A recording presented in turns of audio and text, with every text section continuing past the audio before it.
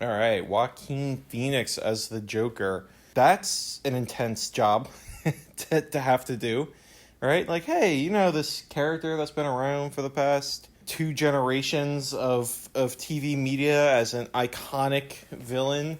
We need you to be him, and we need you to be visually distinctive and different from previous iterations, but we also, need to compare you and hold you up to performances of the better and loved Jokers of the past, and you need to be different, but you need to be recognizable. Like, that's a hard ask. So it's very intimidating.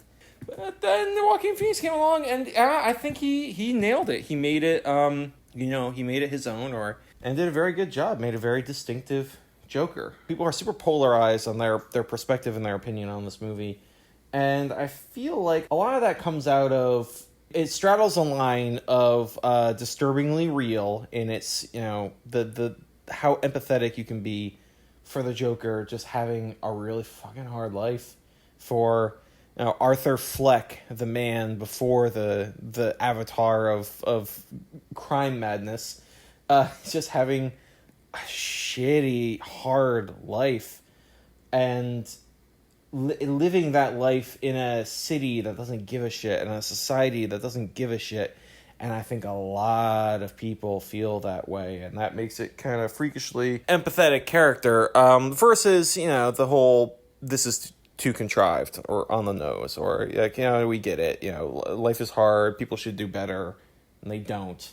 We should take care of people, and we don't. And, there's a huge proportion of society that require resources that they can't easily access because they don't have the advantages that so many other people have, and the people that have those advantages or simply lack the challenges aren't helping. Not nearly as much as they could, and seemingly less every single year. There are a few things in that movie that were disappointing, like you always knew it was going to happen, or were a little bit contrived. Like his quote unquote girlfriend, the girl down the hall that he likes, just being another fantasy of his. Like, the second you see her spending any amount of time with him, really, it's very, very obvious that this is another one of his delusions, and you're just waiting for the aha moment that's not really a twist, that she actually doesn't know anything about him and has no relationship with him, and he just fixated on her because he had a quasi-positive interaction with her on an elevator one time. That was not really a twist. And even having that, having it is fine. I think it would have been a little bit better if they hadn't done the whole scene where it's like, oh, now let's go back through all the memories that he had with her that were nice, and then edit her out of them so that he was actually in love this time. Like, we get it. You didn't need to try that hard to drive the message home. And actually, it would have been to your advantage if we didn't get it. If people saw that and got confused about, wait a minute, I thought you liked him, that's fine. That's not you failing in telling your story, because guess what? Your story is about a crazy dude. So if you're gaslighting your audience a little bit by showing them one thing and then showing them something directly contradictory to that, I say let it ride.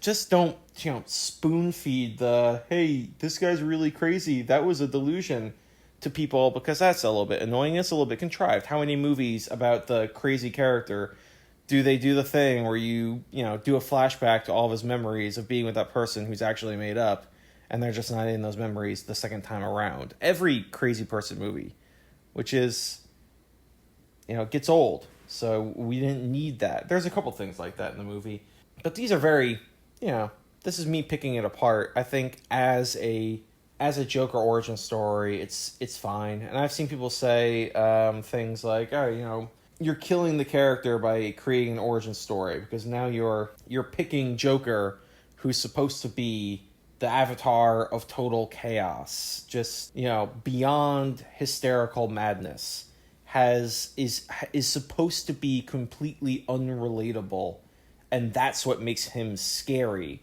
And then you're trying to pin him to a past and a life, and explain why he's so scary and why things are like this.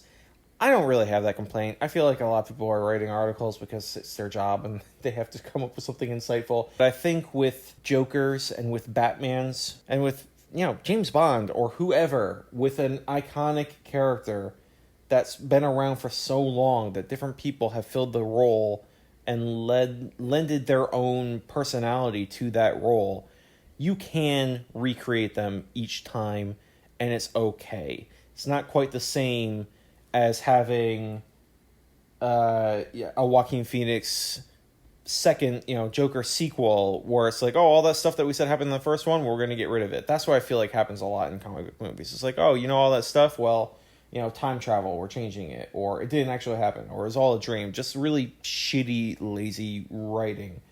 Man, and I shouldn't... There's a lot of great writing in comics too. But that's an issue that I have with some story arcs that have been going on for so long. They need to reboot it, so they have to come up with some contrived reason for none of the things that happen to have happened anymore. They can't cross old territory. They need to do something new, so they need a rewrite. I don't think that's the same issue as rebranding. That's such an obnoxious term to use. But having the next generation of heroes and villains, such as, like I was saying, Batman or Joker or Bond or Spider-Man or any of these recurring characters or Superman, whatever, you make your own opinion about whether they're trying too hard to deliver a message that everybody already knows and is choosing to ignore or doesn't care about. Is it preaching to a choir or preaching to a hall of sleeping parishioners? I don't know what metaphor to use for this, but go see the movie and make your own opinion.